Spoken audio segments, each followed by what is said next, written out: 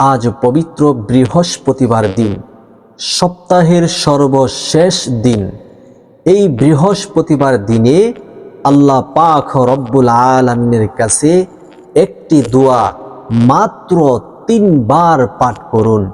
আল্লাহ পাক রব্বুল আলামিন আপনার সমস্ত অভাব থেকে আল্লাহ তাআলা আপনাকে উন্নতি দান করবে, অভাব অনটন দূর হয়ে যাবে, আপনার সংসারে সচ্ছলতা চলে আসবে এবং যাবতীয় গুনাহ থেকে আল্লাহ তাআলা আপনাকে মুক্তি দান করবে।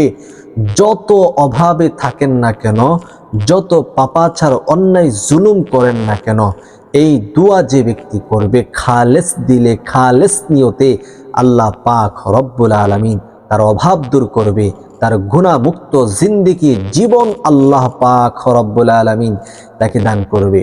এই পবিত্র বৃহস্পতিবার দিনে আল্লাহর নবী বিশ্বনবী রহমাতুল্লিল আলামিনের আমল ছিল, নফল আমল কি কি ছিল আপনারা জানেন কি? নবীজি সাল্লাল্লাহু আলাইহি ওয়াসাল্লাম প্রত্যেক সপ্তাহের শেষ দিন বৃহস্পতিবার দিনে সব সময় রোজা রাখতেন এবং সোমবার দিনও রোজা রাখতেন। সপ্তাহে 2 দিন কখনো আল্লাহর নবী বিশ্ব নবী রহমাতুল্লিল আলামিন বিশেষ কারণ ছাড়া রোজা ছাড়তেন না, বৃহস্পতিবার রোজা রাখতেন। অর্থাৎ সপ্তাহের শেষ দিন বিদায় এই এক সপ্তাহের আমল নামা আল্লাহ পাক রব্বুল আলামিনের দরবারে ফেরেশতাগণ হাজির করেন। সেই জন্য নবীজি সাল্লাল্লাহু আলাইহি ওয়াসাল্লাম বলেন, আমার আমল নামা যখন ফেরেশতাগণ আল্লাহর কাছে উপস্থিত করবে, সেই সাথে যদি রোজা থাকা অবস্থায় আমার আমলটা আল্লাহর দরবারে হাজির হতে পারে, তাহলে আল্লাহ পাক রব্বুল আলামিন এই আমল কবুল আর মঞ্জুর করে নিবে। নবীজি আমাদেরকে শিখাইছেন আমরা যেন রোজা রাখি, আর রোজা রাখা অবস্থায় যেন আমাদের আমলটি আল্লাহর দরবারে উপস্থিত করা হয়। আল্লাহ তাআলা আমাদের আমল যেন কবুল করেন, এই সুন্দর পদ্ধতি, সিস্টেম, নিয়ম কানুন নবী পাক সাল্লাল্লাহু আলাইহি সাল্লাম আমাদেরকে জানিয়ে দিয়েছেন। অতএব প্রিয় মারা আমার, প্রিয় বাবারা আমার, আপনারা যারা আমাদের এই চ্যানেলের ভিডিও দেখেন, আপনারা অবশ্যই আমল করুন এবং বৃহস্পতিবার দিন রোজা রাখুন, আল্লাহ নবী রেখেছেন।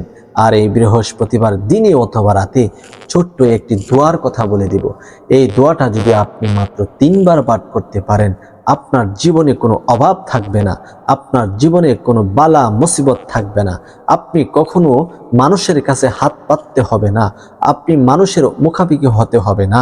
আল্লাহ তাআলা আপনাকে স্বয়ং সম্পন্ন করে দিবেন টাকার মাধ্যমে, অর্থের মাধ্যমে, এবং আপনার মনটা এত শান্তি আরামদায়ক আল্লাহ তাআলা দান করবে, যা আপনি সচ্ছলতাভাবে এই পৃথিবীতে, এই ভুবনে আপনি চলাফেরা বিচক্ষণভাবে চলাফেরা করতে পারবেন ইনশাল্লাহ।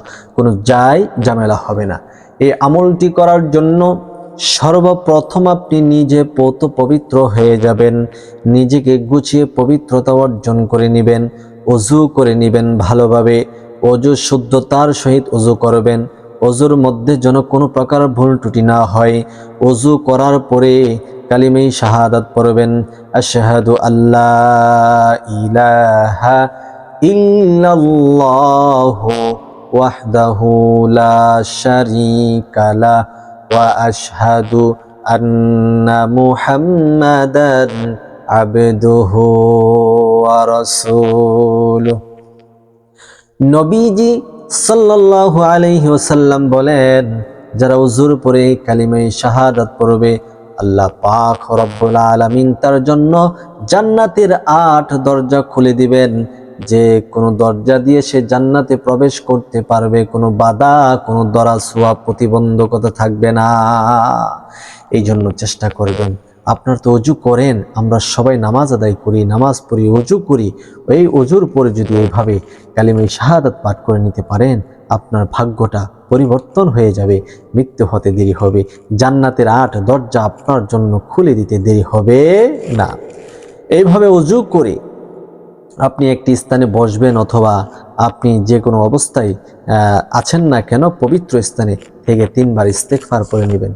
আস্তাগফিরুল্লাহ রাব্বি মিন কুল্লি যামবি ওয়া আতুবু ইলাইহি আস্তাগফিরুল্লাহ রাব্বি মিন কুল্লি যামবি ওয়া আতুবু ইলাইহি আস্তাগফিরুল্লাহ রাব্বি মিন কুল্লি যামবি ওয়া আতুবু ইলাইহি।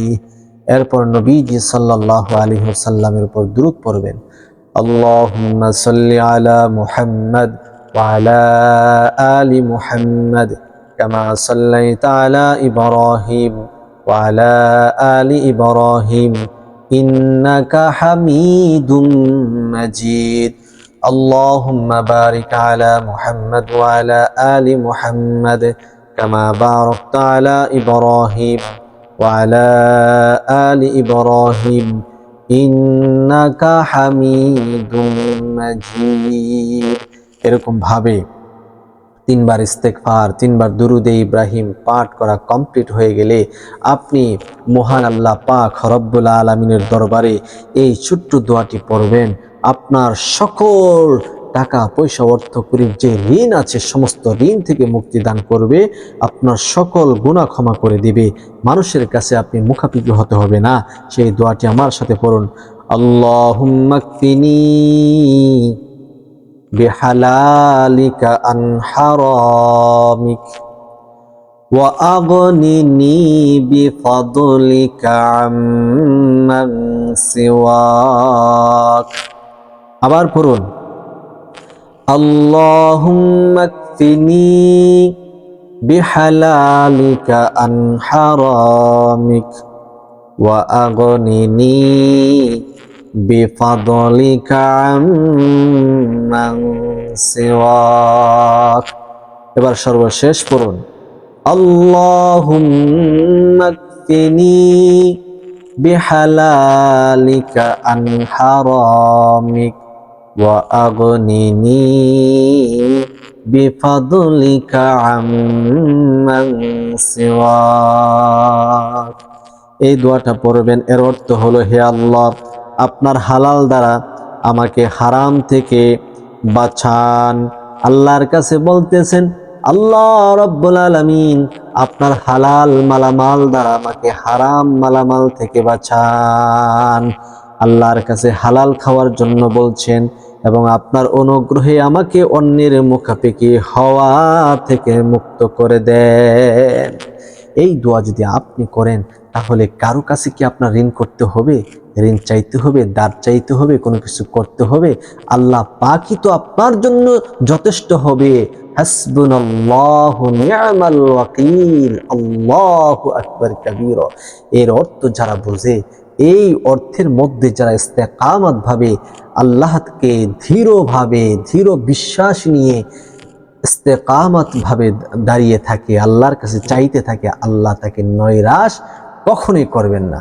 এরপর তিনবার দুরূদ শরীফ পড়ে আল্লাহ রাব্বুল আলামিনের কাছে আপনি দোয়া করবেন আপনার হাজতের কথা, আপনার চিন্তা চেতনার কথা, বিপদ থেকে মুক্তি হওয়ার, অভাব থেকে মুক্তি হওয়ার এবং টেনশন থেকে মুক্তি হওয়ার কথা আল্লাহ পাকের কাছে তুলে ধরবেন। আল্লাহ আপনাকে হেফাজত করবে ইনশাআল্লাহ। আজকের এই ভিডিওটি যারা দেখেছেন শুনেছেন সবাইকে আন্তরিক ধন্যবাদ এবং চ্যানেলটি সাবস্ক্রাইব করুন, ভিডিওটি শেয়ার করে প্রচার করুন।